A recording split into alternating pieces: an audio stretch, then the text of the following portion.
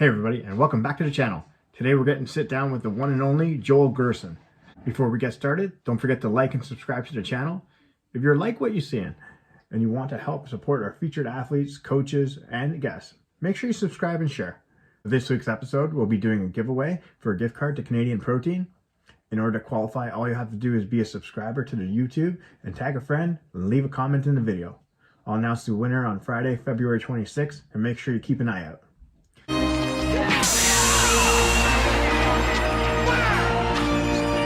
We're powered by Spirit Leaf Waterdown, located at 64 Hamilton Street in Waterdown, Ontario. Looking for Canada's top cannabis stop? Look no further than Alex and his crew at Spirit Leaf Waterdown. With his knowledgeable staff, you're going to be able to find all the THC and CBD products of the highest quality. Online curbside pickup is available, and don't forget to like our Instagram and their Instagram, and you'll save some money. We are also sponsored by Project XCard. Project XCard has been helping underprivileged youth get connected with Jiu-Jitsu throughout the GTA and continue to do so. If you know anybody who would benefit from the gift of Jiu-Jitsu in their life, make sure you contact us or Project XCard and help them get started with some amazing instructors. Thanks everybody, and enjoy the show.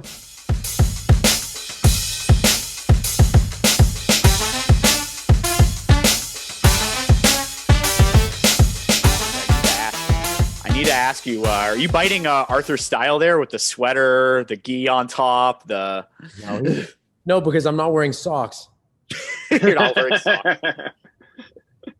I'm not wearing size 18 tube socks. Nice, size 18. Yeah, Arthur's funny with his hoodie. Yeah, he's cool. Does he wear socks too? I've never seen the socks. He wears socks. Yeah. Oh my goodness. You might even teach in mittens some days.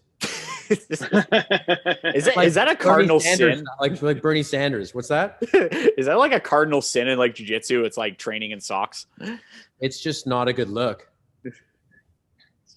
It's just not even if you want to stay warm, like it's socks, man. I think you're allowed to get away with some stuff in cold climates, but socks on the mats are it's just frowned upon no matter where you are. Just draw the line at that. Yeah, man. Yeah. Well, I don't really think you need much of an introduction, but Mr. Joel Gerson, can you please introduce yourself and tell everybody where you're teaching out of? Tell us all about yourself. I have two locations, one in Vaughan at Dufferin and Langstaff, and the other one in North York in Toronto at Leslie in the 401. Very nice. So thank you so much for joining us today. I know we're catching you at Zoom class today.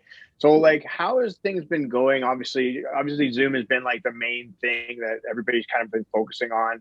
How has that kind of like been able to do it? Do you get into it right away? With the first lockdown, it kind of came as a relief, I think, because people were just kind of craving connection. And for me, it was nice to get back into the creative aspect of teaching and seeing everybody. And then, we did that for a while, and then we got back to face-to-face classes. And it was just interesting in the second lockdown, we had to go back to Zoom, which I didn't pivot right away. Like I went kicking and screaming. Like I took a little break and I knew I was going to have to go to Zoom, but after seeing everybody face-to-face and being on the mats and having jumped through all the different hoops to get everybody back into in-person training, to have to go back to a laptop just felt very, it was a tough pivot. So I went kicking and screaming into the second one. And then what was interesting was kids were able to come back to Zooms, but adults they couldn't do it anymore. They had to stay in person. So I think like a lot of the adults have found sort of a quarantine partner to train with. And they've at this point invested in mats for basements. Yeah. And they have kind of like bunker jiu-jitsu groups set up right now. Pretty much. It's like underground Skynet, like fighting. Yeah. It's basically, I feel like everybody's part of the resistance. I think honestly though, when it comes to like training on Zoom and everything, like you're limited with what you can do, unfortunately, especially if you don't have a partner to train with. It's like, what are you going to practice technical stand-ups for an hour if you're an adult? I mean, it's great if you're a beginner, but I think there's certain things that there's certain limitations, I guess you could say, with I found classes? In my experience, it came down to how creative the instructor could be. Yeah. So really, you know, one aspect is there's not much you can do and don't bother. But what I found was, in particular, especially you definitely need to have a dummy, but you can definitely work a lot of passing concepts, whether it's leg weave, knee cuts. You know, there was all kinds of different things that a lot of my students were able to do. And what we found was that the students that had drilled on Zoom, when we came back to in-person training, were able to actually improve their level. Because the other thing is, when you're drilling with a dummy, you don't have to take turns with anybody. You're getting twice as many reps in, on top of the fact that you're not wasting time switching from top to bottom. So people were able to get really good. And obviously there's a ton of stuff from guard you can do. You're able to do all kinds of stuff between chokes and kimuras and armbar drills. So I think it was a break for some people to also just reconnect with everybody. But at a certain point, I think it's, you know, depending on the student, they definitely need a heartbeat in front of them to push them.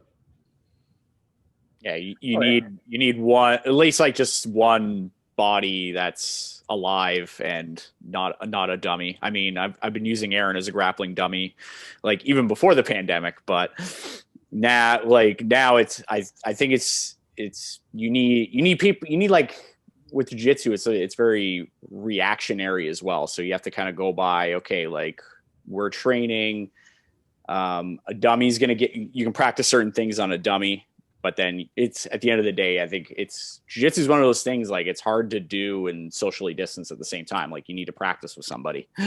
Yeah.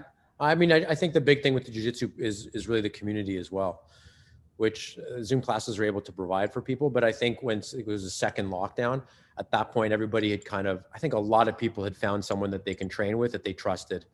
You kind of go through, you know, who at your academy is about your size. And, you know, there's a lot of people still training around the city right now. I think people are aware of that. But like some people just can't take the risk. They have family members that are elderly that they live with, and it's just too risky for them. But a lot of people have a partner. Yeah, I think that's true, right? You have to respect the individuals who can't take a risk because of certain issues at home or whatever, or their own personal views on certain things. But then you also have to kind of respect, okay, well, there's businesses that have to open up. There's people that need, whether it's a mental health aspect, a physical health aspect, there's just, people need to start living some form of daily lifestyle again, rather than just staying at home. But isn't it so interesting how in the US, all these jiu-jitsu academies are full? Oh, it's crazy. It's crazy. It's just another day. It's just like Tuesday. AOJ basically posting pictures from their 6 a.m. class with 50 people, like just lined up across the mats. And you're like, wow. What's happening in Florida and California? And numbers in Florida going down anyways. Well, what's crazy too is it's like, there's like, again, you think California, for example, they're supposed to be locked down, but all these places are still opening. So like, obviously, like it comes to the enforcement side, is either not happening or like, we're just being more compliant. Like, I don't know, right? Like, it's really weird, especially when all these places are open and nobody's getting like, they're not getting shut down.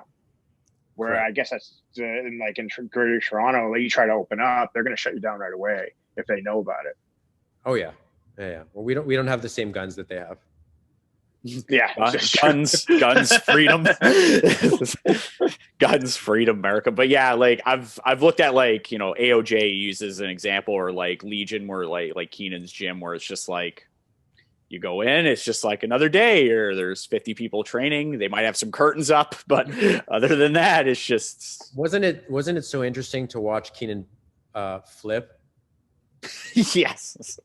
Oh yeah. Like 100%. One of the most vocal people about being careful and not doing anything, and then just kind of quietly opening up his classes, just doing I like Gordon Ryan. And I'm pretty sure Gordon called him out on it, there's no judgment in that at all. It's just sort of interesting because I think all of us have changed perspective from one way to another in terms of how closely we're observing and how strictly we're observing. Like people are kind of, taking things with a grain of salt or deciding how much risk to take in different contexts. Like it's a very personal thing. And I think it's kind of a moving target for a lot of people. Yeah. I think what it comes down to is like the situation, like, is different for everybody. So like who am I to judge you or anybody else for like doing what they need to do in order to, stay sane or even just like continue training. I want to ask you just on like the business side of things, because you have two gyms, you have two Rev-MMA gyms. What is your take as a small business owner, just like business wise, like in Ontario, federally, like what's your take on like what's happening, and like is there anything else you like to see done, kind of like even government wise, or what would you like to see done like for your club? Well, I think it's pretty clear that we've seen our government mishandle the pandemic at various levels, whether it's vaccine distribution or balancing small versus large business operations. There's definitely a lack of transparency in terms of decision making and justifying decisions that statistically are proving to not have merit. And I think that people are tired of it, but people have a lot of questions as to why large businesses have been able to open in ways that are deemed relatively unsafe, and small businesses, which statistically have proven to not be contributors to the increase in numbers, as to why they've been locked down. So I think there's a lot of questions that people have, myself included. I think Canada being ranked 40th in terms of vaccination per 100 people is really a disgrace. We're behind third world countries in terms of vaccine distributions. And whatever the reasons for that are, it doesn't matter. Like if you're a business owner and you fail at something, it doesn't matter the reason. You take, as any leader, you take responsibility for it, and it falls squarely on your shoulders. And I think the leaders of our country have failed us. For whatever the reason, they have failed. And, I don't think it really should come as a surprise to anybody. We left a snowboarding instructor in charge of the largest distribution of vaccines in the country's history. And everyone's wondering, well, why aren't we getting vaccinated? Well, go figure. Yeah, that's true. I mean, like if you actually look at like the resumes on some of these individuals, you have to kind of scratch your head and you go like, really? This is what we're going with? But yeah, no, I feel you 100%. And I think it's like, so small businesses are like, there's a big article where it's like small businesses are the ones that are coming up with the plans on like reopening, like what should the safety measures be in certain stores and all that. And then they're coming up with great ideas, whether it's being sanitation, spacing of merchandise or spacing of individuals, but then the government's just not really contributing much. I'm like, oh yeah, that would work, but we don't like it. Well, you have businesses that invested tens of thousands of dollars to be able to pivot and reopen safely, whether it's restaurants with patios or martial arts academies with dummies or whatever it is. And to now have had them invest deeper and spend more money and then still not be able to operate, there's just no logic behind any of it. Mm-hmm. No, 100%.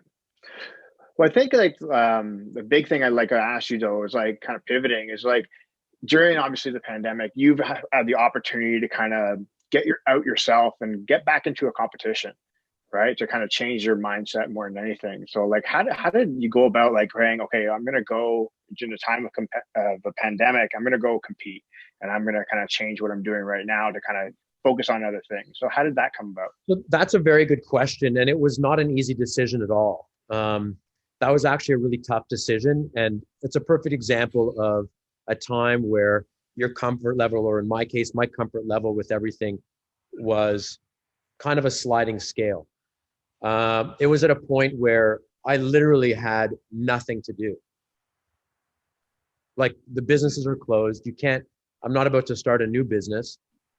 I did look at law schools, but like you have nothing else to do. You're like, oh, let's look at what the entrance requirements are for law school in California. Like you literally just kind of, what am I going to do now? We don't know what's going to happen. And I needed something to focus on. And it was at a point where I like to cook and I like to eat. And I knew that if I didn't sort of focus down on something, I'm going to be 800 pounds and sitting on my couch and very bored.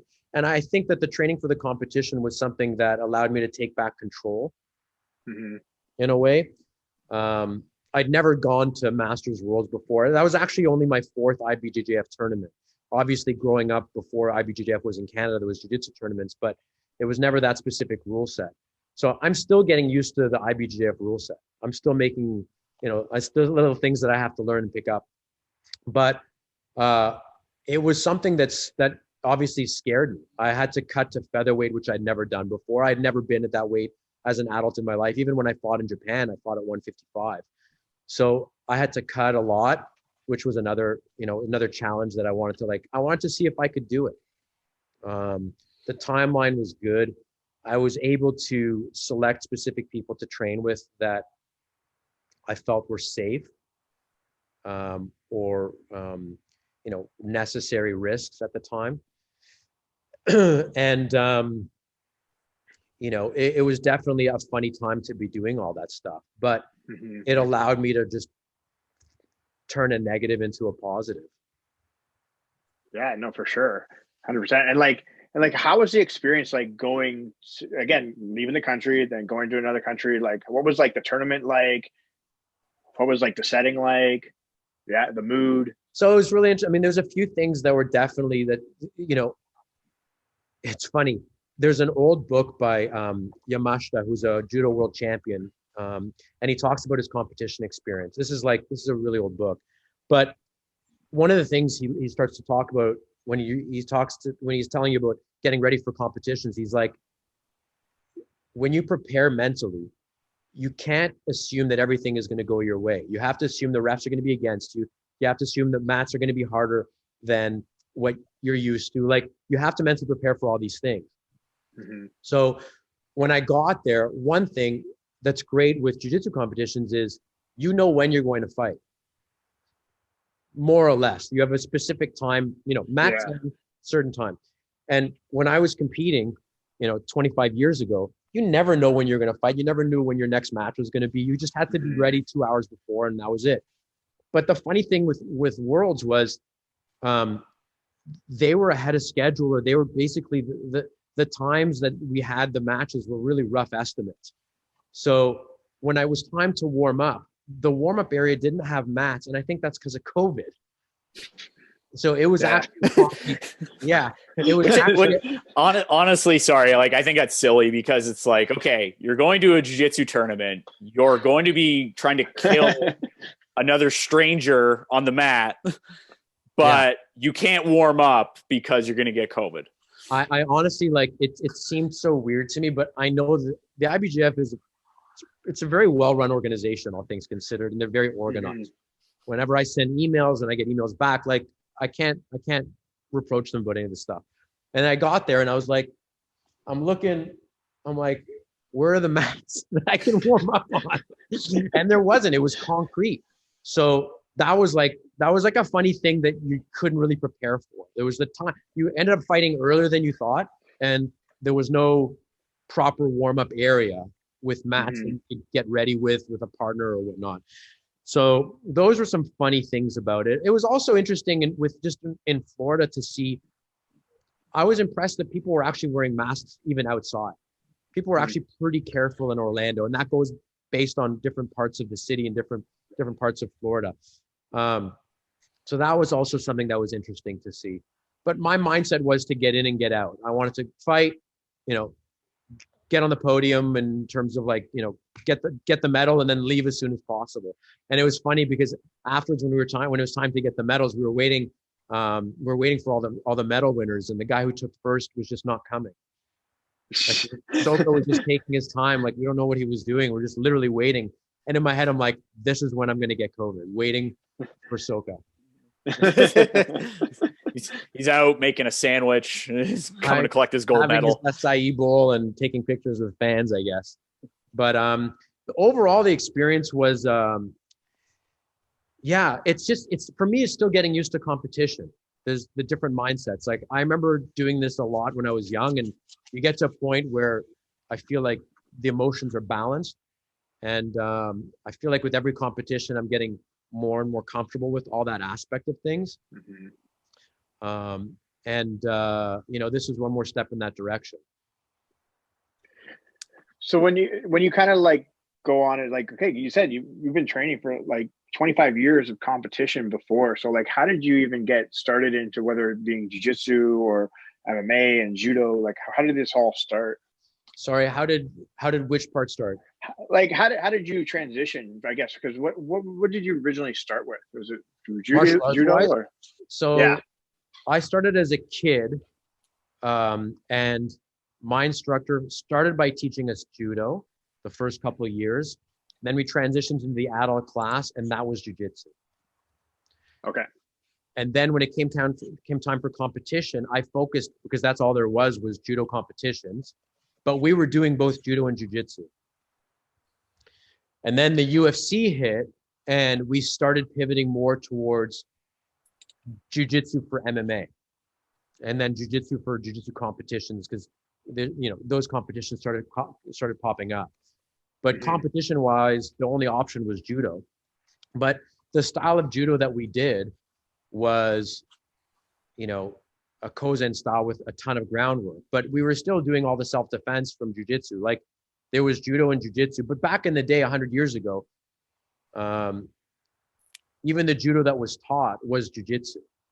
Like the differentiation wasn't really made, it just wasn't in the style that we were doing it. It wasn't Brazilian jiu-jitsu because my instructor wasn't Brazilian. So it wasn't that kind of Brazilian lineage, but we were doing, we were doing triangles and arm bars before the Gracies ever appeared on the cover of Black Belt magazine. Yeah, well, me and Aaron wanted to ask you because like there's a lot of talk about like, American jiu-jitsu, Brazilian jiu-jitsu, Japanese jiu-jitsu, and you've had like a pretty unique upbringing with, judo and jiu-jitsu as well. Like what's your whole take on, the Keenan side of like American jiu-jitsu? He's American. Or like, should there even be like nationalities like related to like jiu-jitsu now? Or because I think it's all just jiu-jitsu, honestly. The thing is, even 100 years ago, there was different schools of jiu-jitsu, and the style of jiu-jitsu that gave birth to Brazilian jiu-jitsu was the Fusen Ryu style. The point is that there was all these differentiating styles of jiu-jitsu. So jiu-jitsu is kind of like a big umbrella. Realistically, Aikido came from jiu-jitsu, judo came from jiu-jitsu. But what I think you're going to see down the road, and history is going to show, with any specialization, people focus on a specific area. So even with 10th Planet, I think that people can really go down and drill down on a certain style within that program or within that style. And I don't think there's anything wrong with him differentiating his style that way. And I think it's good for his marketing. I applaud that. And I don't think people should be taking offense from it. Keenan posted the pictures from the articles from American jiu-jitsu from decades ago, and it was funny people saw that like they had never seen it before, but that's all well documented stuff. It's all very well documented stuff. So I don't think it's necessary to debate the merits of it. If someone wants to branch off and distinguish their style that way, and they can justify it, I think it's fine. Even with respect to the Gracies, I think people take reproach the Gracies for calling it Gracie Jiu-Jitsu, but Gracie Jiu-Jitsu was a very specific methodology, right? So I'm fine with all that stuff. Everybody can call it whatever they want. And yes, it's just Jiu-Jitsu at the end of the day. But if it helps his SEO optimization, then all the power to him. And that's what I think it is. It's just like it is. Like it's like a genre of music, right? Like music is music, and then you have pop, blah blah blah, right? All these different things. But again, it is just jiu-jitsu. So I think like he's marketing himself a certain way. But I think it's just like people. It's like you read something quick, and you're like, "Oh, I'm fucking mad. I don't know why." It's just like, well, this is the time for that. Yeah. There's a lot of that going on right now. Just everybody's fucking mad and they don't know why. Everybody's mad. Everybody on Facebook's going off on You can something. see, like, it's like Ariel Helwani just actually had a post a night ago because he sort of addressed the Gina Carano fiasco, and he had his take on it. And really, the more people that you reach, the more people you're going to piss off. And there's a theory that for every 1,000 people that you reach, 10% you're going to piss off. So you can't, like, that's just a number that you have to accept, and you can't beat yourself up and be bothered by it. So there's going to be 100 people that are going to comment, and those are people that are going to be commenting. And you can see under what do you call it? Under Ariel's post, people just attacking him and misunderstanding what he's saying. Or Daniel Bolelli posted something to his Facebook also, and people they interpreted the tone of what he meant and then had to comment underneath it. And he would say, and like, he even responded. He said, "Did you even read what I wrote?" And people just kind of like want to lash out and attack. And then other people will post something. Like my friend John Chamberlain posted a response under Ariel. And then people attacked him. How dare you support him? He's just mobbed attacking everybody. I think people just want to find something to be mad at. At the end of the day, like, there's going to be people listening to this podcast. We're probably going to piss off more than 10% of the people listening. This red hoodie has already pissed off 20 people. They're already triggered. And people are like, look at the yellow mat in the octagon. What is wrong with this guy? Listen, at this point, you can't help it. It's going to happen. How do you address the haters, or like what do you do personally? You're just, hey, shrug it, move on. It's like what do you even say, honestly? There's a great expression a buddy of mine, he's actually one of my brown belts, taught me. He says, "Let it die on the vine." You just ignore it, and eventually just it dies. I think you have to be like that nowadays, because if you try to address everything, it's either you're going to put yourself in a deeper hole, or like the point doesn't get across anyway. So it's like, why bother? Well, the thing with the internet is there's no accountability. So as soon as you respond, it's like a bully that got a reaction. They're just happy that they got you to respond and they got you pissed off. So, I mean, there's times where it's hard. It's definitely hard. Like, I remember once, like, listen, you either make highlight reels or you become somebody's highlight reel if you compete long enough. And I got caught at Worlds, and the snippet of me getting caught, it was shared like it was everywhere. and I remember I saw a clip on, like, the IBJJF shared a clip, or somebody shared the clip, and then some fat blue belt commented. And he's like, "What kind of black belt gets caught with that?" And da-da-da. And I'm like, and it took like every muscle. Yeah. And he didn't even like my reaction to getting caught. I actually, when I got caught, I was like, I kind of laughed. There's so many different reasons. Like, I'll laugh when I do jiu-jitsu. Just it's like you got me. Like, what do you say? It's beautiful. Like, you have to appreciate it sometimes. Listen, sometimes you could be upset, but like, I might do something that that impressed me. That I didn't think, like, my body just reacted and I did something, and like, it's like, wow, that just really happened. But the flip side to that is, you'll screw up and someone will catch you, and it's hilarious to me sometimes. Like, it could be the kind of thing where you drilled the defense to this move 100 times. Like, you knew it was going to come, and then you still get caught. I think that's hilarious. Yeah, Professor Shaw used to say, like, if you can end a submission with a joke, that's jujitsu, right? Like, you end it and the guy's laughing, like, you've created a jujitsu. That's what it is. Yeah. I had a Japanese student many years ago at the Samurai Club. He actually flew all the way to Japan. This is after I fought in Japan. He flew all the way from Japan to Toronto to learn jiu-jitsu, which was the weirdest thing. But anyways, and he was amazing because you would smash him, and the worse you would smash him is the harder he would laugh. And then that would make me laugh. So we could just be on the mat just howling. And I always like that energy about it. It was just like a very nice training energy to have. Yeah. What's kind of like the vibe that you try to have like in your classes, like speaking to that, like, friendly, fun, entertain. I think that's really the best way of, I think getting. I keep I like to keep a balance between discipline, focused, but also loose. I I was brought up in a very in a much more formal environment with more like a Japanese style, and I feel like that definitely does not have its place so much in a BJJ environment. I feel like when you're dealing with adults, especially in Canada, it has to be balanced. But I think it comes down to the instructor's personality. Some people are more serious, and that's the energy of the room, and people vibe off of that based on the instructor's passion.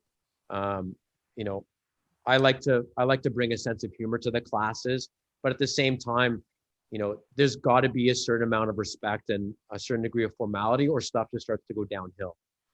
Mm-hmm. People are coming and going, people are talking when the instructor's talking. Like, there's certain things that you just have to draw the line at. And I think for every instructor, it's different, but there's certain things that I can't, like, that would bother me. Even if I'm visiting an academy, it bothers me. Just based on the way I was raised with everything.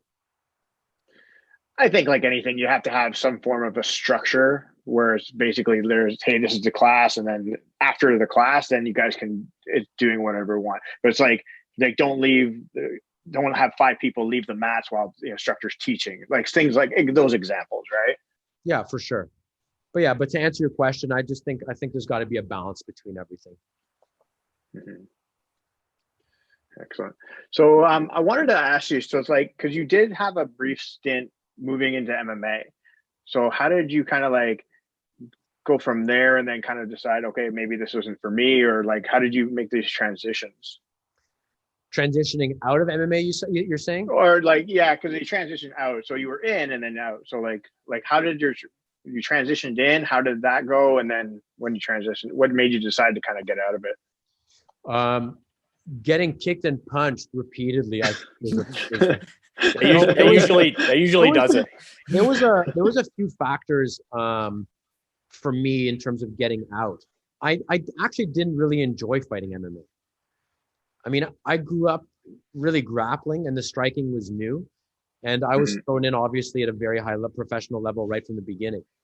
And I know even one of the fights I had against a tough striker, it was extremely uncomfortable and painful, but the training process was not organized for that. Like, striking takes time to develop, and there's a conditioning process to getting kicked and punched that needs to be done, I think, gradually.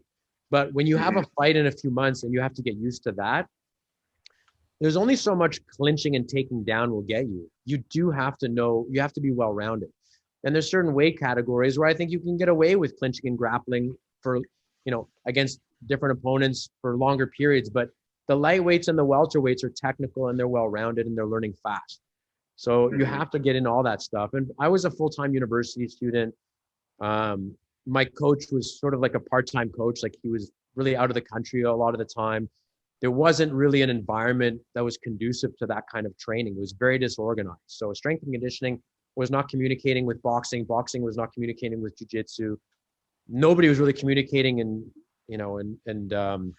discussing recovery. So it really wasn't worth the money at that time, especially when you consider how many people were actually on steroids.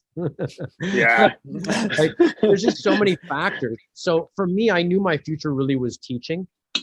My father was a university professor. My mother was a teacher, and I've been teaching almost as soon as I started training, like within 2 years of training. So I knew my future was in teaching, and that's where I was going to focus. Another thing I wanted to ask is, like, kind of going back, like, you've had a lot of experience competing in, judo, jiu-jitsu, MMA.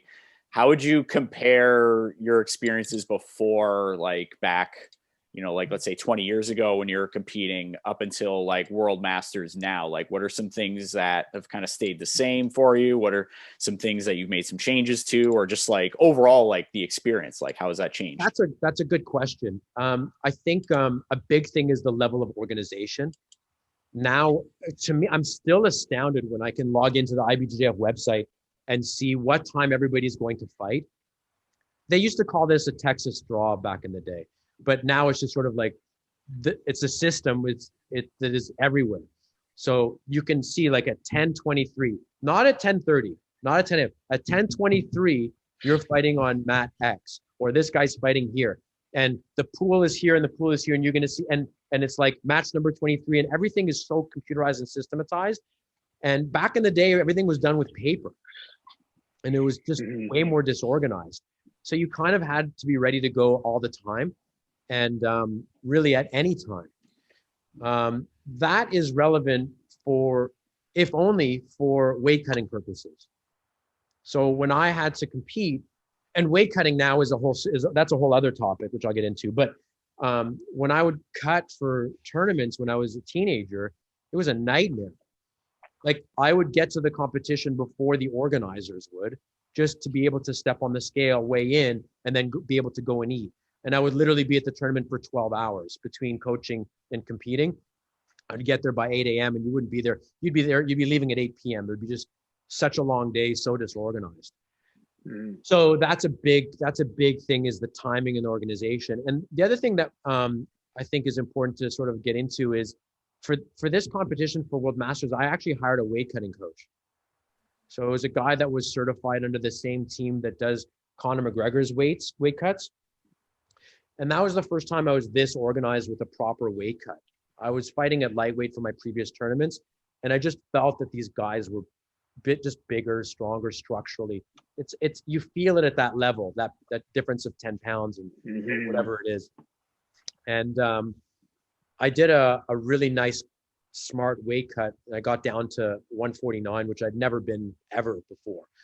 So the fact that even weight cutting now is so much more scientific and organized, and it really is simple math and simple science when you get down to it, but it makes a huge difference if you've done it right.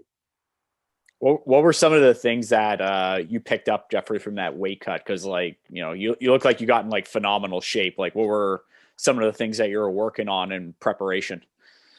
I was eating the same thing every day. There was no cheat meals. There was no cheat days. We just couldn't risk it. So for a month or 5 weeks, I forget now how long it was. It was about 5 weeks. I was eating the same thing for breakfast every day, the same thing for lunch, the same thing. So it was very, very structured. Everything was written down. Everything was measured. Weight scales. It was charted out, mapped out, and everything was very disciplined. Gotcha. Whereas before it was just like, okay, no carbs. Yeah. Have fun in training. Good luck at the 20-minute mark. Did they put you kind of like into a deficit as you kind of went lower into the weight scale, or was there was a change? There was a drastic calorie deficit from the first day. Okay. Yeah. And now there's definitely a calorie surplus.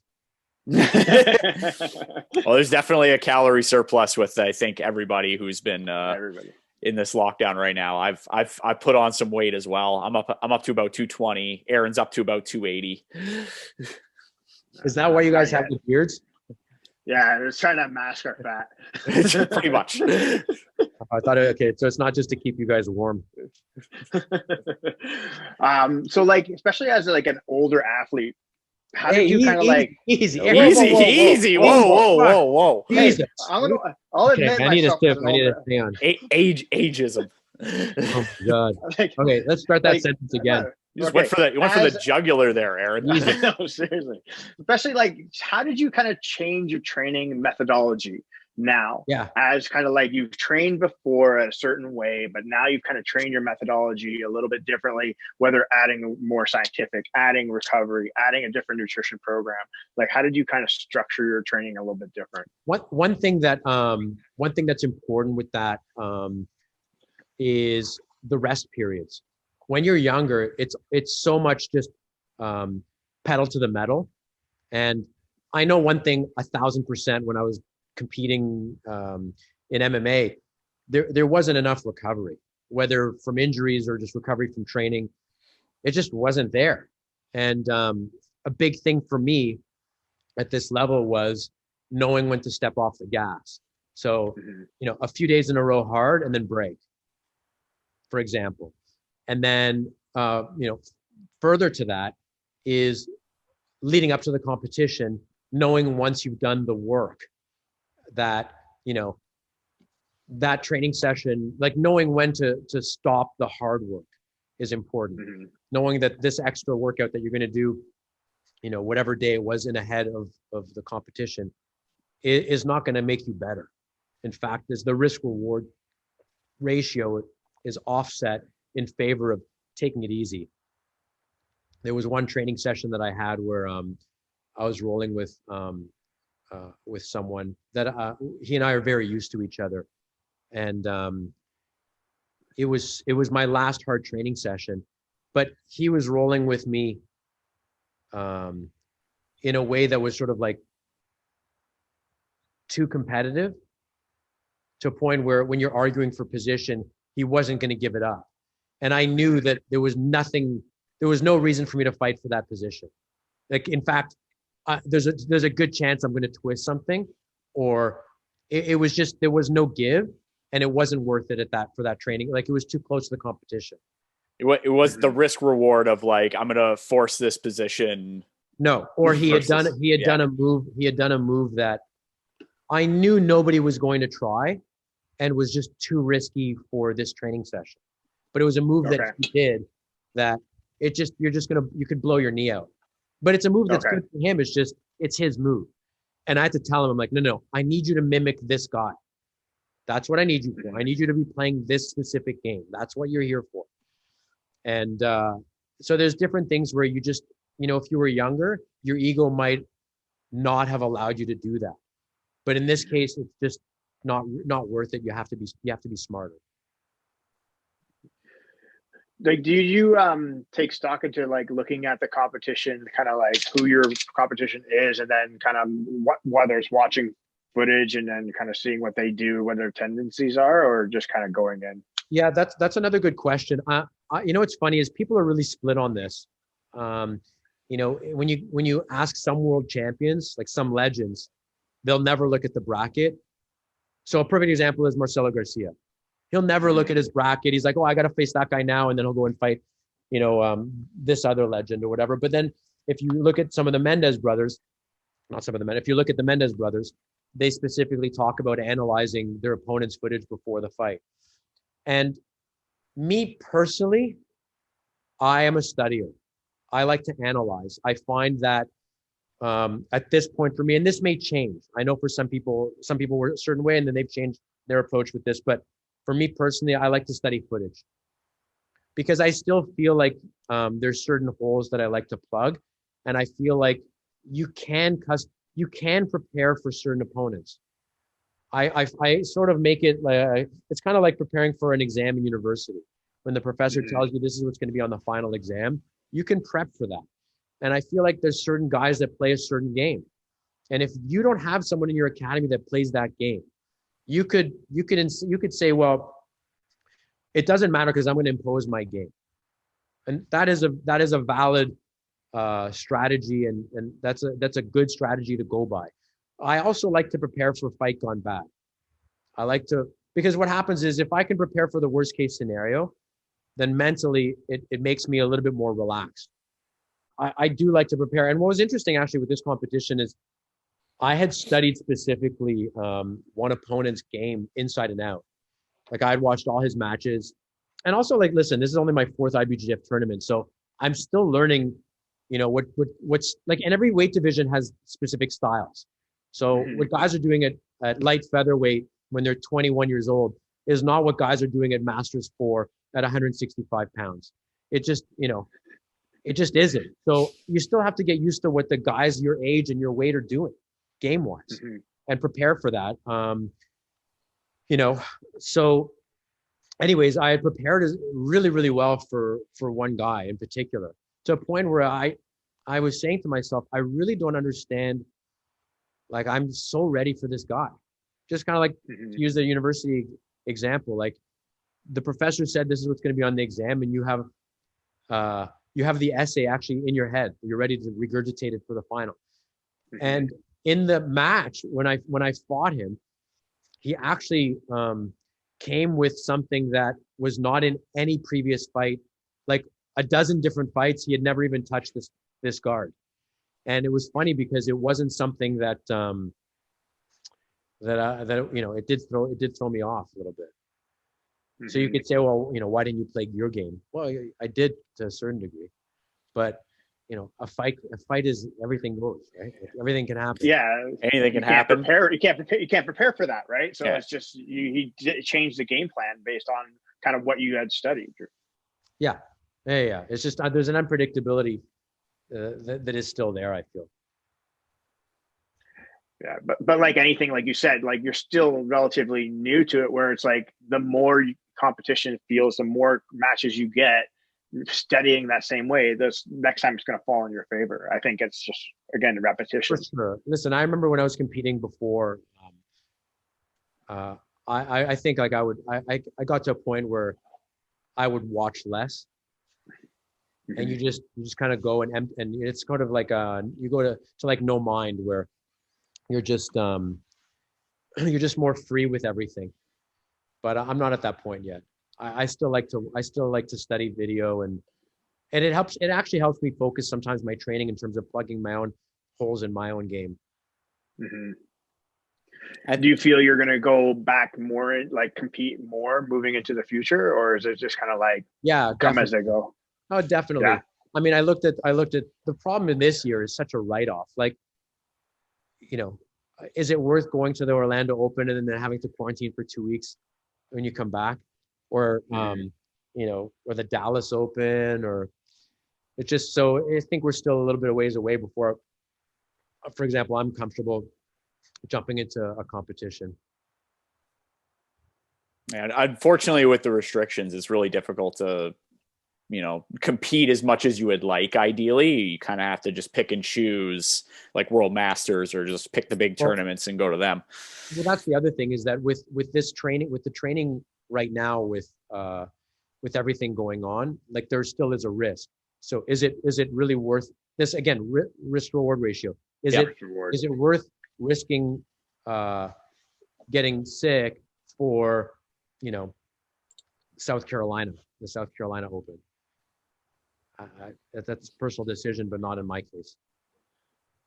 Yeah, like there's definitely like a risk reward. There's a trade-off with that. I think going back to like Rev MMA and starting up, you've 2 gyms. How did that kind of origin of all that happen? Like, did you just wake up one day and you're like, I want to open a gym and I'm going to teach? Like, how did that process begin?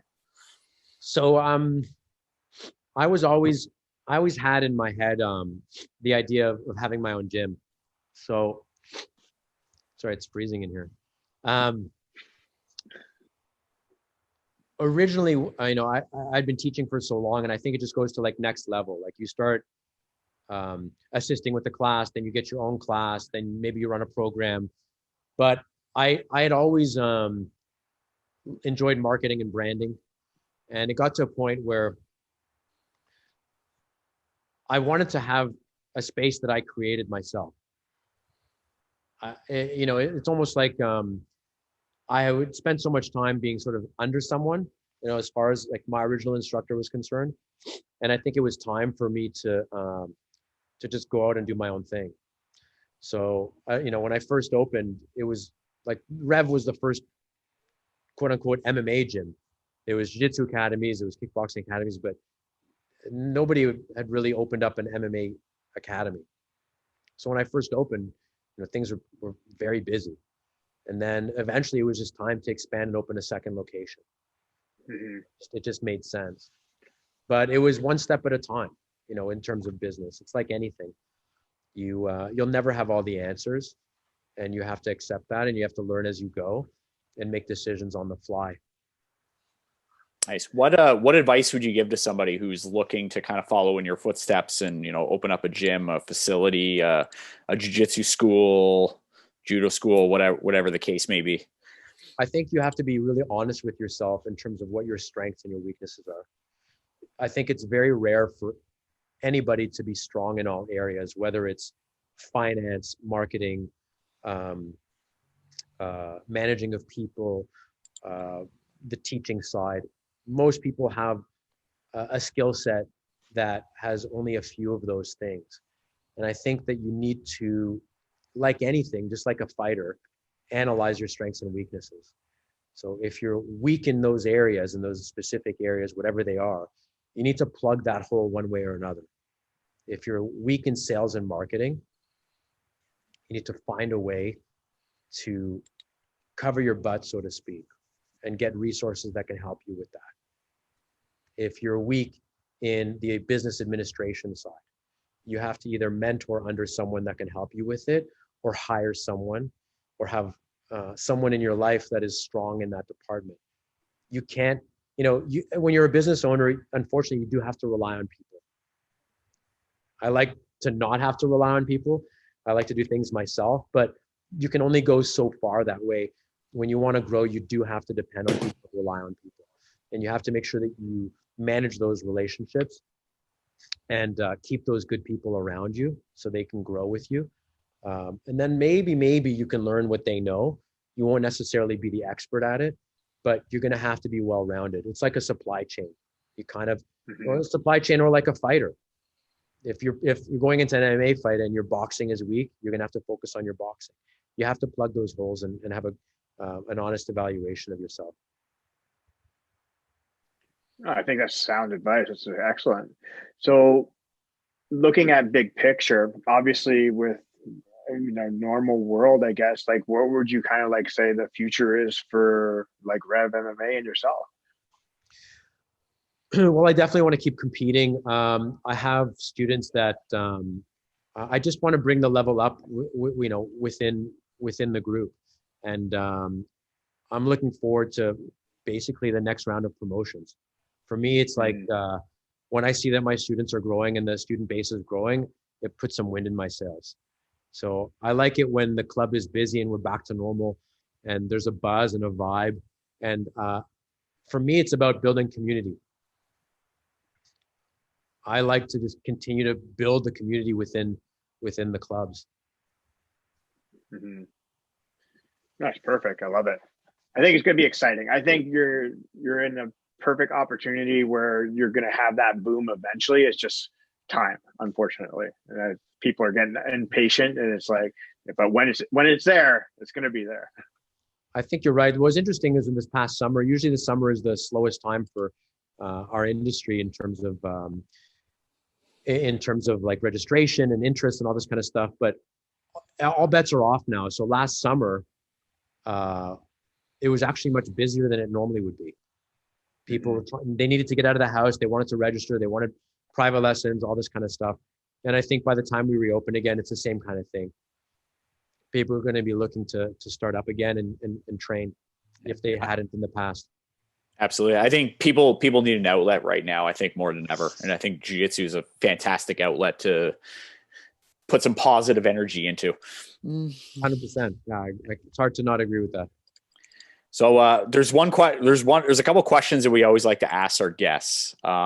This is one that we started like back in like one of our first podcasts with a gentleman who shall remain nameless, but he thinks a berimbolo will work in a street fight. Well, now you have a lot of experience in, judo and jiu-jitsu, and you've been around the game a long time. Do you think a berimbolo will work in a street fight? I do not think a berimbolo will work. Let's put it this way. Of all the things to choose to do in a street fight, it is at the bottom of the list of things to try. In fact, crying, running are all better options. If you look at the bottom of that list, there's an anvil holding that list down. And if you can somehow push the anvil to the side and move it, berimbolo might be there. Let's just say it may not be the most efficient. It might work. It might. Listen, it might work if, but why roll the dice on, first of all, you don't even want to be on the bottom in a street fight. So I don't know why you'd want to even think of inverting. You can invert on broken glass, on concrete. Sounds like a good idea. I'll wait for the tape to come out on World Star. Yeah, exactly. I'd be curious to see if it ever happens. I did see, I think it was just on another video, but it was like when the DDS crew was like all over the place on like social media, and then somebody heel hooked somebody in the street and literally broke the guy's leg off, and he just walked away. But heel hooks work on the street. Yeah, I'm a fan of heel hooking in the street, but Berimbolo's not so much. Not so much. What's your other question, Mike? I'm scared now. What do you mean you're scared now? I don't know. Or we're talking about cities. So we're talking about like, if you had to sacrifice one city, why is it Brampton to COVID? Does Brampton still exist, or have we lost it to COVID? Here lies Brampton, rest in peace. 1860s. You guys might be ostracizing a fan base in Brampton that you didn't know about. We have it's part of that 10% that we usually, that's our quota of people that we try to piss off. And they will find you. It's okay. I'm from Brampton. So it's okay. I can make fun of Brampton. Aaron can't. He's from the mean streets of Mississauga. No, Etobicoke. The mean streets of Etobicoke. The mean, peaceful streets of Etobicoke. The mean, peaceful. Exactly. I just live in Mississauga now, so it's okay. Well, Joel, I do want to thank you very much for joining us today. I thank you for taking the time to meet with us. I know it's getting colder in that club right now, so I don't want to keep you any longer. I have a weight program that I'm going to have to get through now. Oh, so perfect. So is there anybody you want to thank or any sponsors you want to reach out to before we close her off? Not off the top of my head. Not off the top. I did this myself. Fuck everybody. I want to take this opportunity to apologize to absolutely nobody. I did it all myself. I don't know if I did it all myself, but the people that helped me know who they are. Perfect. Awesome. Well, thank you so much, Joel. I really do appreciate it. And we wish you all the best, and we're hope to come see you in the club when everything opens back up. Stay warm, boys. Easy on the pasta. Yeah, it will. I'm trying to go up to ultra heavy. I need it. I'll meet you there. I'll meet you there. Thanks, brother. Take care. Thanks, no problem.